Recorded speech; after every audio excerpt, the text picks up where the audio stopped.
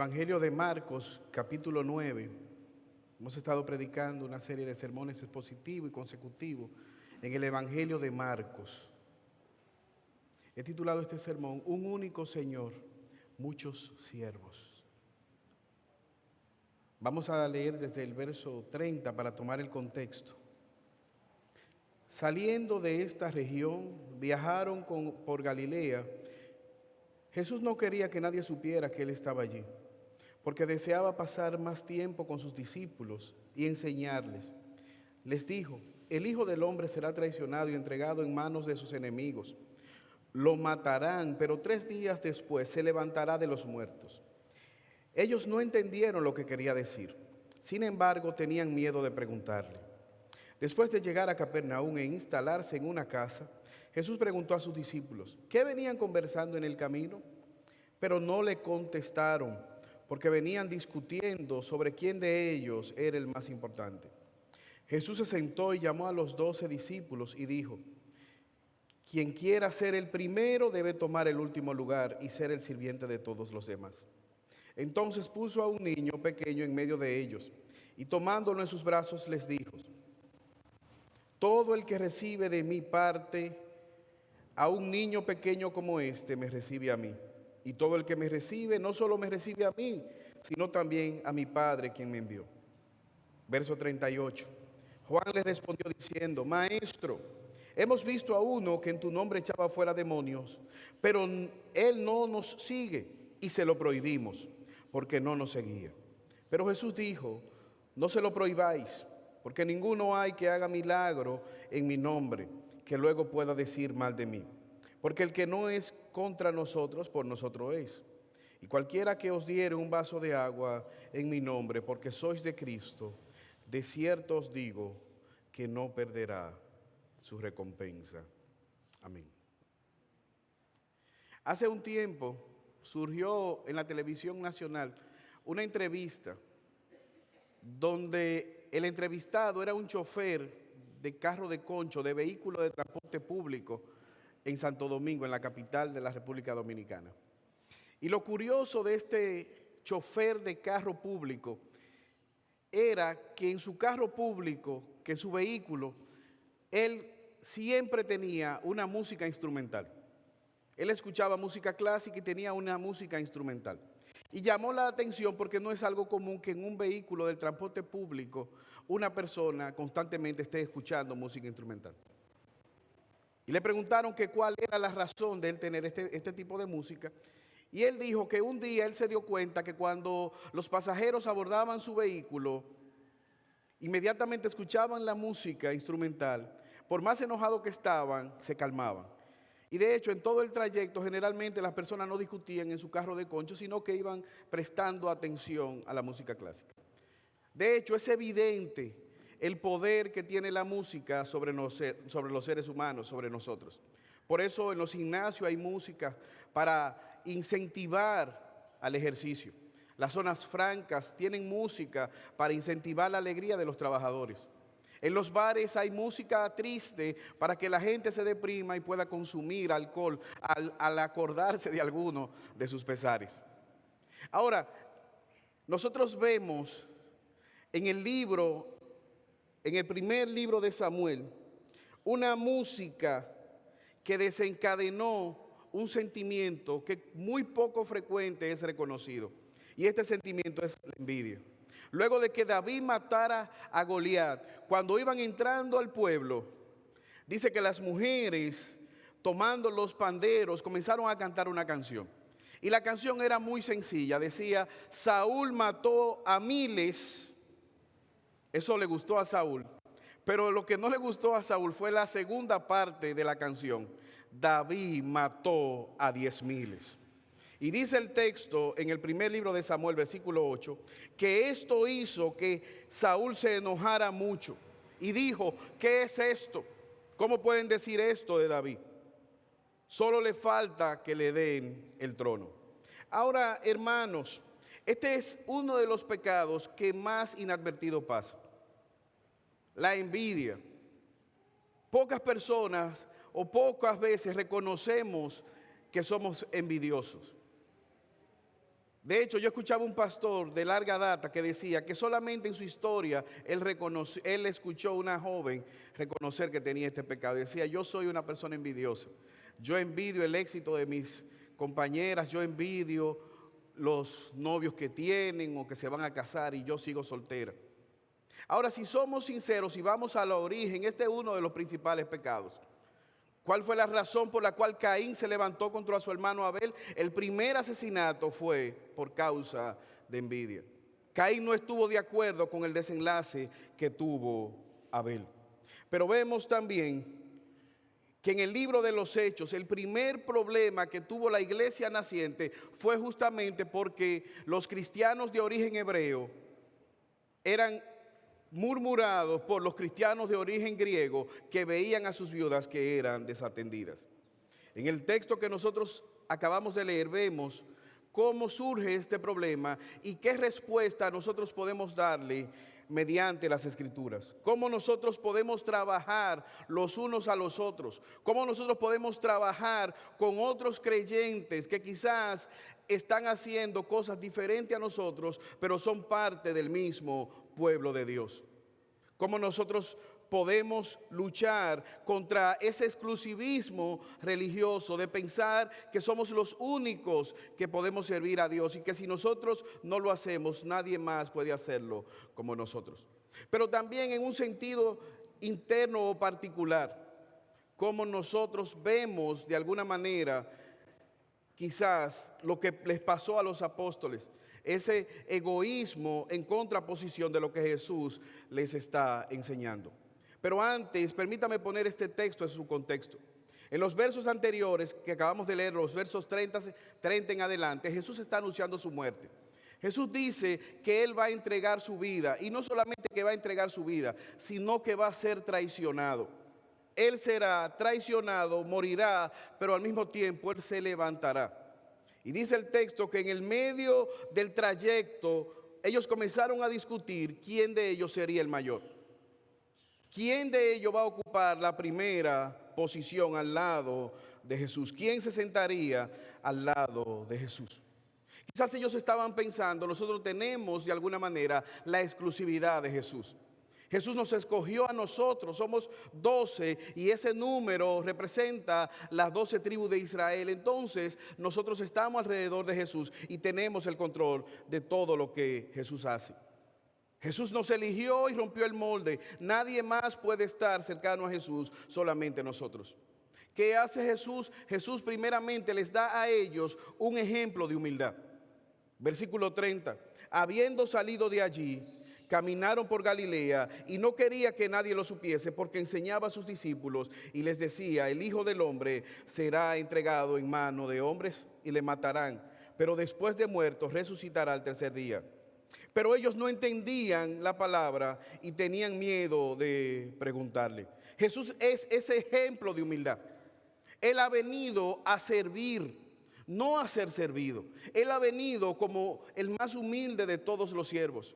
Y el domingo pasado mencionábamos que desde su nacimiento en un humilde comedero de animales hasta su muerte desnudo en una cruz, rodeado de ladrones, fue un ejemplo de humildad. No solamente dijo, sean humildes, sino que con su propia vida, Él dijo, aprendan de mí que he manifestado, que soy manso y humilde de corazón. Y eso es algo, hermanos, que no nace en nuestra naturaleza corrompida. La humildad no es una cualidad que nos nace luego de la caída. El pecado nos lleva a nosotros a querer ser alabado por los hombres. Querer ser resaltado. Aún aquel que hace una buena obra quiere que todo el mundo sepa de esta buena obra que ha hecho. Por eso, hermanos, cuando la Biblia habla de la humildad, nos apunta a ese ejemplo que manifestó Cristo en su vida, en su muerte y en su resurrección. Pablo le dice a los filipenses en el capítulo 2, versos 5 al 8, haya pues este sentir que hubo en Cristo Jesús, que siendo en forma de Dios, se despojó de toda su gloria y nació, vivió y murió de manera humilde. Ahora, este ejemplo de humildad debe llevarnos a nosotros a reflexionar en el entendido, hermanos, de que muchas veces nosotros no nos acercamos a Jesús, aún teniendo la palabra de Jesús. Nos pasa lo mismo que le pasó a los apóstoles. Ellos estaban enfocados en sí mismos, ellos estaban enfocados en sus planes, en sus proyectos, y no prestaron atención a lo que Jesús les estaba diciendo. Mientras Jesús está anunciando su camino a la muerte, ellos están pensando en sus proyectos particulares. No, a mí me interesa tal ministerio, yo me voy a poner a la derecha, tú a la izquierda. No, pero yo vi a Jesús transfigurado, yo soy el discípulo amado, quizás argumentó Juan. Y no escuchamos, al igual que ellos, lo que la palabra de Dios nos está diciendo. Jesús, como maestro, está enfocado en enseñarles, y Él les hace una pregunta. ¿Qué disputaban ustedes en el camino? ¿Cuál era el objetivo de su discusión? Mas ellos callaron. ¿Por qué? Porque les dio vergüenza decirle a Jesús que mientras Él está anunciando su muerte, ellos están planificando repartirse el reino. Y ellos no le dijeron, no entendieron, no le preguntaron. Entonces Jesús le da la instrucción acerca de la humildad. Y esto es algo, hermanos, contracultural. Esta enseñanza que Jesús trae no es terrenal. De hecho, los griegos no valoraban la humildad como una cualidad. Todo lo contrario. Ellos incentivaban la arrogancia, el orgullo de tú ser el más sabio, de tú tener la mayor capacidad de oratoria. Y si somos sinceros, hermanos, eso es lo que el mundo promueve. Si usted ve en inicio de año esos coaching, lo que te dicen a ti, tú eres el centro del universo. Tú tienes que visualizar todo lo que tú quieres lograr. Tú tienes que confesarlo, tú tienes que hacer, tú tienes que tener una alta autoestima. Y justamente ese es el problema de nuestra naturaleza pecaminosa, que tenemos un exceso de autoestima, que nos hemos creído que somos el centro del universo y que todos los planetas giran a nuestro alrededor. Nada más lejos de la realidad. Jesús ahora viene y le da la más grande de todas las instrucciones con respecto a la humildad. Versículo 33 dice: y ellos callaron, porque en el camino habían disputado entre sí quién había de ser el mayor. Entonces Él se sentó y llamó a los 12 y les dijo, quizás ellos están esperando, aquí viene la repartición. Si alguno quiere ser el primero, será el postrero de todos y el servidor de todos. Y tomó a un niño y lo puso en medio de ellos, y tomándole en sus brazos, les dijo, el que reciba en mi nombre a un niño como este, a mí me recibe.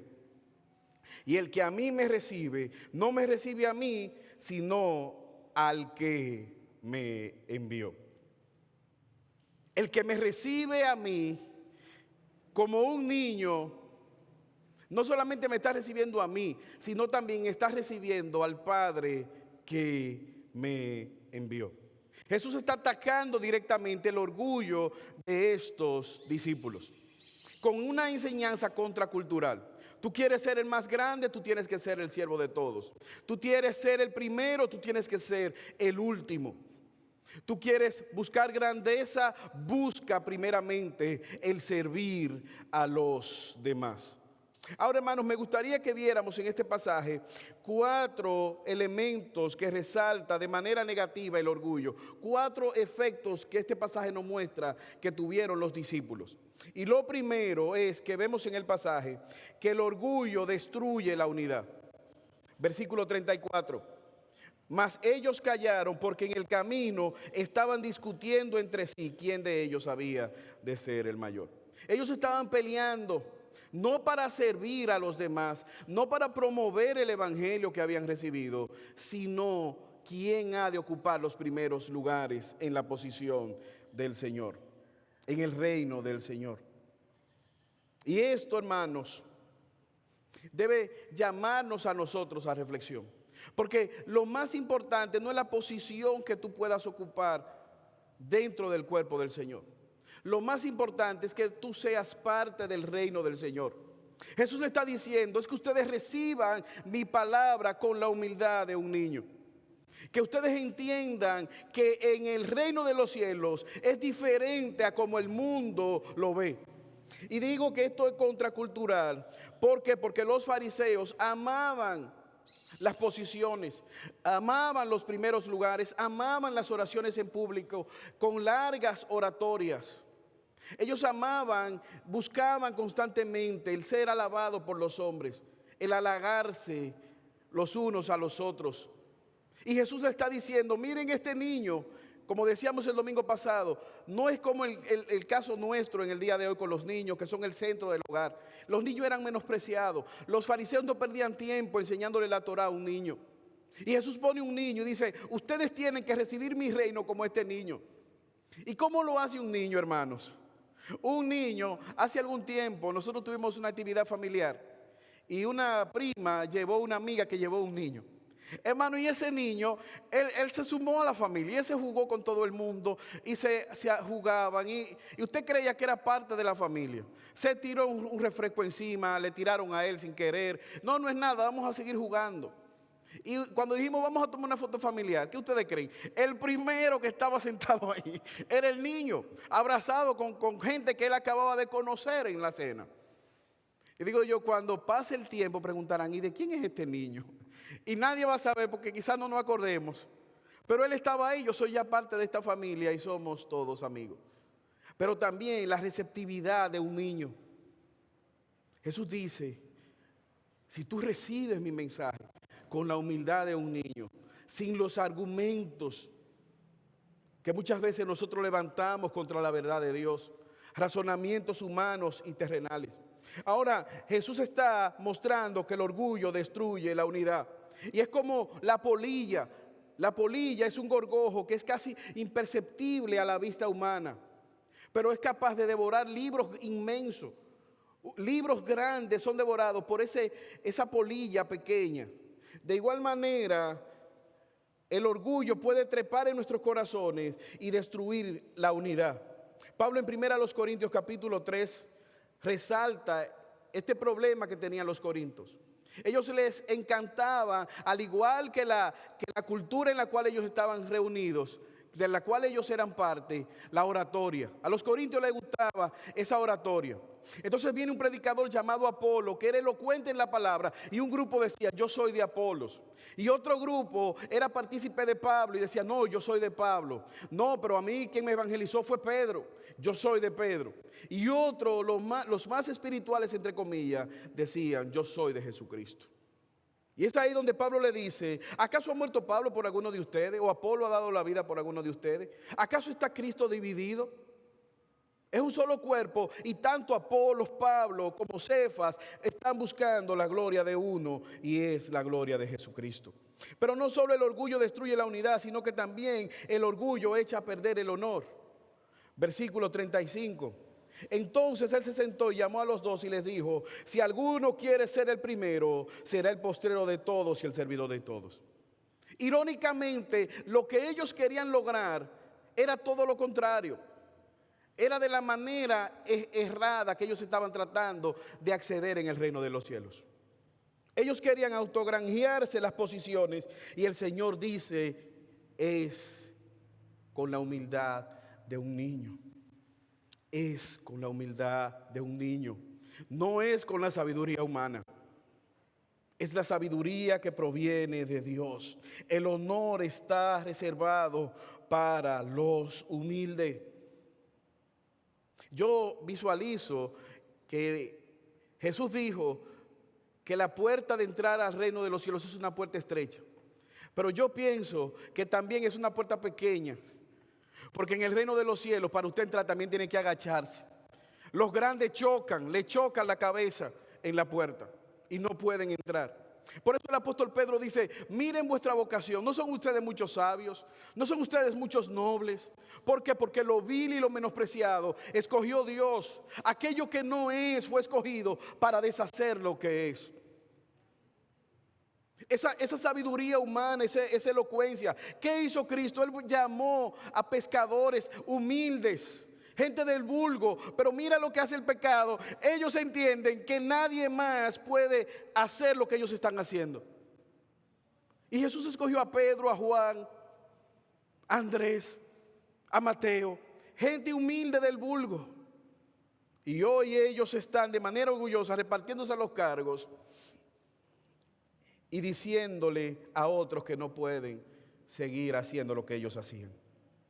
Ahora el Señor, hermanos, se encarga, dice la palabra de Él, de dar dones a la iglesia y de reconocer. Pero ellos estaban en esta cultura, los fariseos, que se movían de esta manera y les gustaba que le llamaran maestros en público. Pero Jesús sabía lo que estaba pasando en sus mentes. Jesús es un maestro diferente. Jesús enseña que sirviendo a los demás tú eres grande. Siendo el más humilde tú creces en el reino de los cielos. Dando es como se recibe. Muriendo es como se vive. Entregando tu vida y estando dispuesto a perderla es como se gana. Amando al pecador es como tú recibes amor. Siendo misericordioso, entonces tú recibes misericordia. Jesús tiene una enseñanza diferente a lo que decía en el mundo. Confiando en su provisión, entregándolo todo, recibes la mayor de todas las recompensas, la vida eterna. La pregunta, hermanos, ¿qué te motiva a hacer lo que haces? Y eso es una constante en nuestros corazones. Constantemente debemos preguntarnos, ¿estoy yo buscando la gloria de Dios? ¿Estoy yo buscando que el nombre de Dios sea enaltecido, sea exaltado? El orgullo echa a perder, destruye la unidad, echa a perder el honor, pero el orgullo rechaza la deidad. Versículo 36, y tomó un niño y lo puso en medio de ellos y lo levantó en sus brazos y le dijo, el que recibe mi nombre como un niño, a mí me recibe.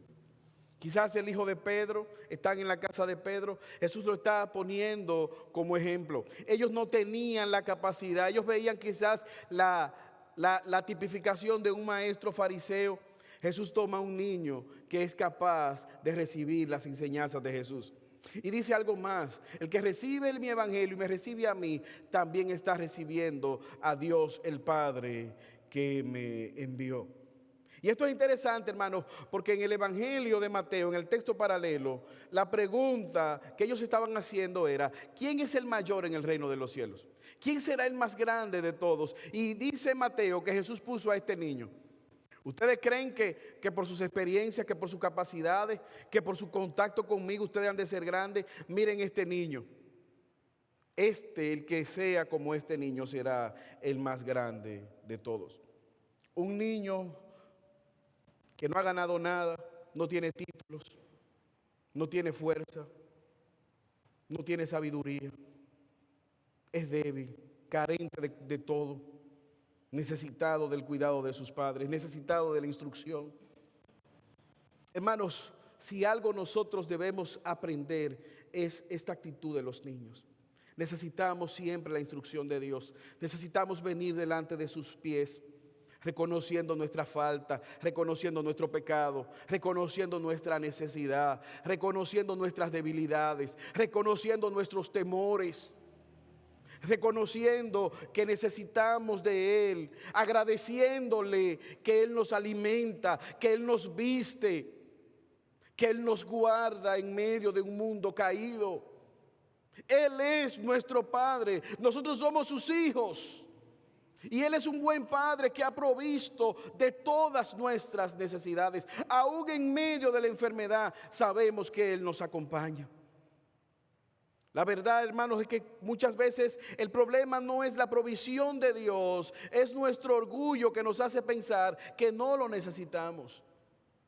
Pero Jesús dice, el que sea como este niño, el que me recibe, que recibe mis enseñanzas y las atesora como este niño.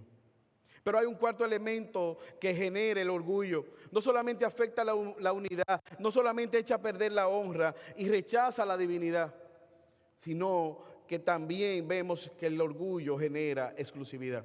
Versículo 38. Juan le respondió, Maestro, hemos visto a uno que en tu nombre echaba fuera demonios, pero él no nos sigue y se lo prohibimos porque no nos seguías. Quizá algunos piensan que Juan está tratando de cambiar el tema a Jesús. Juan viene ahora y le dice, Señor, mira, nosotros hicimos algo bien.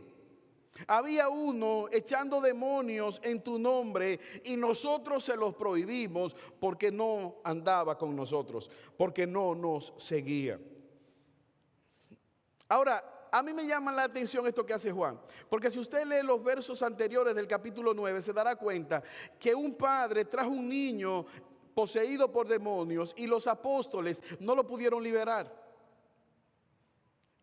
Y Jesús tuvo que reprenderles y liberar a aquel niño que estaba poseído por demonios.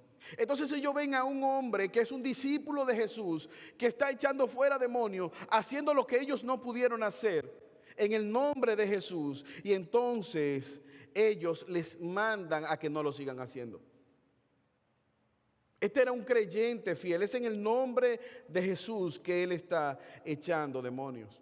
¿Cuál es la razón? Ellos dicen, no porque el hombre no seguía a Jesús, porque no lo seguía a nosotros, los 12, y se los prohibimos. Le dijimos, no siga haciendo eso. Ellos estaban esperando que Jesús les dijera, bien hecho. Jesús les dice, el verso 39, Jesús le dijo, no se lo prohibáis, porque ninguno hay que haga milagro en mi nombre que luego pueda decir mal de mí. Porque el que no es contra nosotros, por nosotros es. No le prohíban. Es un discípulo, está echando fuera demonios en el nombre de Jesús. Él creía en Jesús, proclamaba el evangelio y hacía lo que hacía en el nombre de Jesús. Por lo tanto, ustedes no deben prohibírselo. El principio es claro. Todo aquel que no está contrario a Cristo está en favor, aunque no esté al lado nuestro, aunque no esté bajo este mismo techo. Nosotros muchas veces pensamos que nosotros tenemos la exclusividad como iglesia de toda la verdad.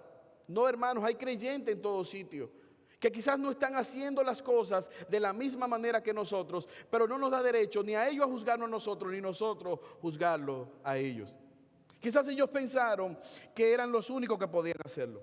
Ahora, hermanos, es claro que Jesús ve en este hombre un discípulo, uno que está proclamando la gloria de Jesús, proclamando el evangelio.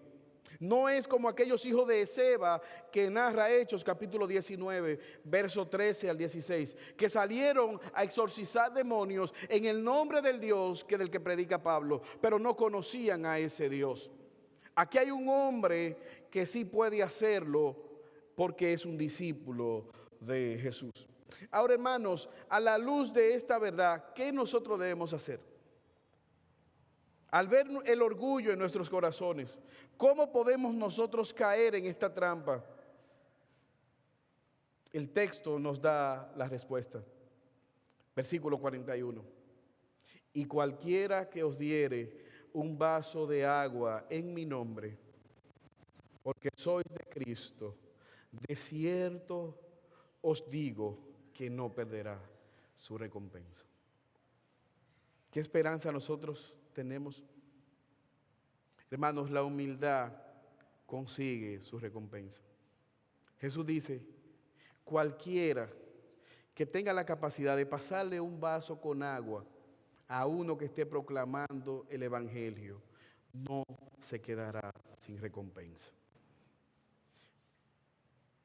Ellos estaban buscando el ser reconocido, el ser recompensado por Jesús en el reino de los cielos.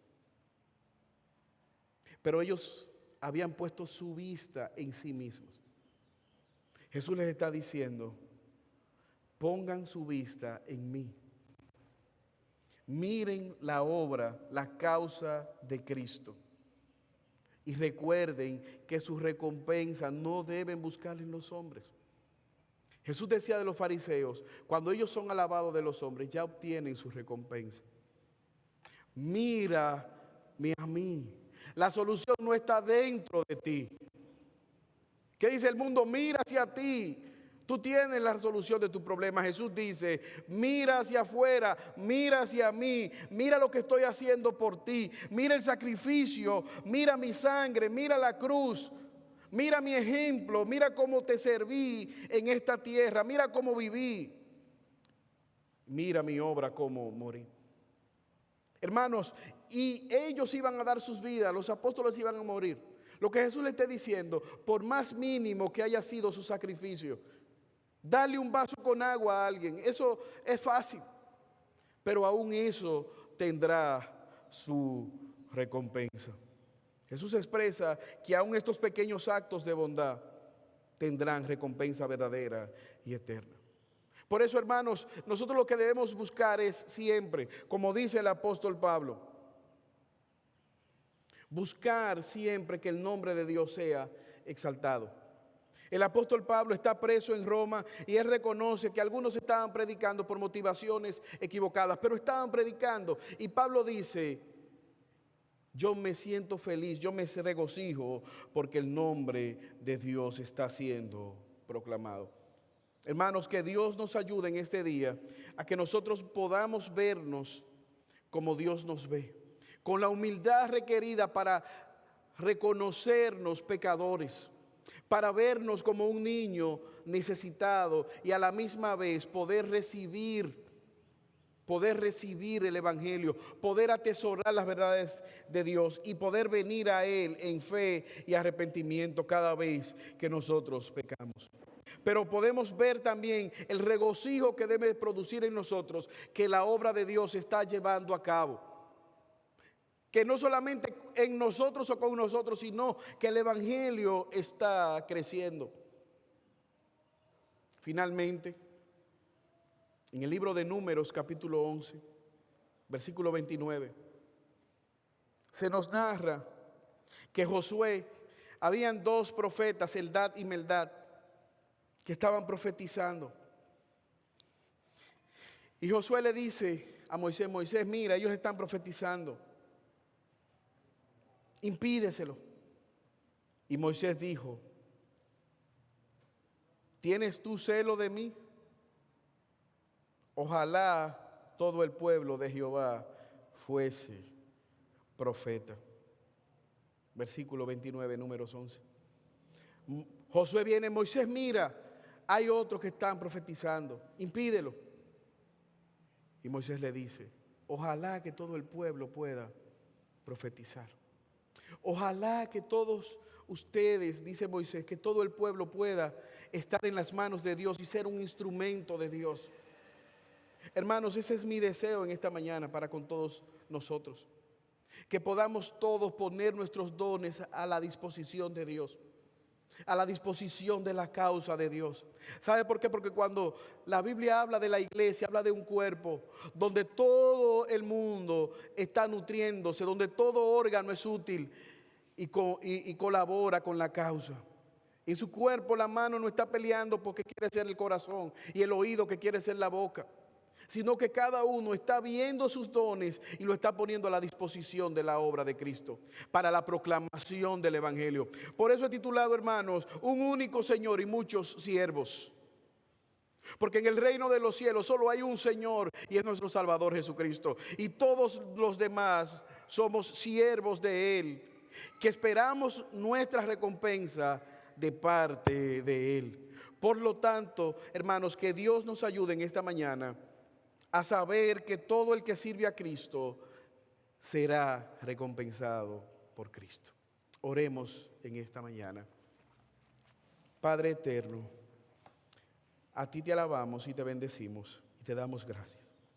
Oh Padre celestial, tú eres bueno.